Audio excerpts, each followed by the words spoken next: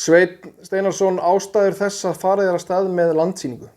Við þurftum að fresta landsmóti eins og aðrir hafa þurft að fresta ýmsum viðburðum og þessi landsýning fyrst og fremst viðbrögð við því.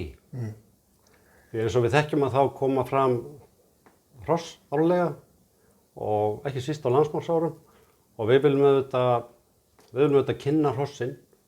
Það fara vissulega í sinn dóm í vor og síðan vildum við gera eitthvað meira, kynna hrossin.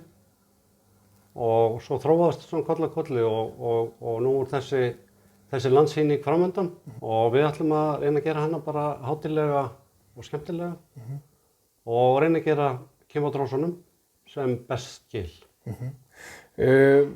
Nú segirðu að eins og allir vita búið að fresta landsmóti, er ekki mikilvægt fyrir hrossaræktendur að hafa að einhverja stefna, einhverjum loka hnykk? Jú, góð punktur, það er það, alveg klárlega.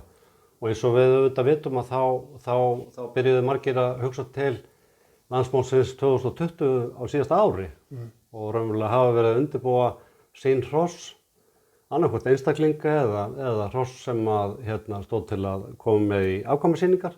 Þannig það er mikil vinna baki og það væri ansi mikið fórn að leggja margt af því niður.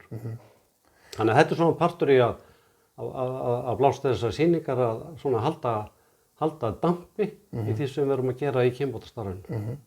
Og þarna verða sem sagt, eins og þið eru búin að kynna í yfirlýsingu frá ykkur, að þá verða þarna boðað 10 efstu hross í hverjum flokki, þetta er sem sagt 80 hross þá, og svo ætlið þið að verðlauna stóðhesta, heiðursveluna hesta. Er það ekki einnig mikilvægt, ég meina það ekki hestar geta dottið úr heiðursvelunum fyrir 22 skilur sem eiga sannlega skilið að fá heiðursvelunum þeir náðu þeim núna, skilur ná lágmörkum?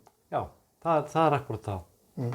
Og eins og ég sagði þá að menn, eigendur og aðstandendur búin að stefna því að fara með hestana í þessa vegferð og það er ákveðlega ánægjulegt að geta klára það þó auðvitað vitum að það sé ekki landsmót, eiginlegt landsmót í vændum heldur er þetta sýning og hún verður auðvitað gerð þannig og gerði, henni verður streymt og hún verður tekin upp vissulega og þarna verða til verðmæti fram í framtíðina. Ég meina fátt er svo með öllu illt að yfirboði gott, er ekki hægt að segja það að þetta kenna okkur að það sé hægt að gera ýmislegt þrátt fyrir áföll?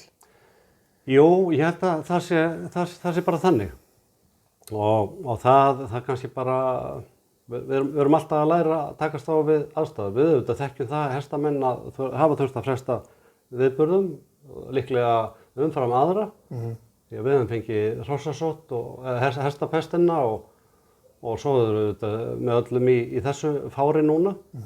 Þannig að við getum brugðist við og þurfum að bregðast við.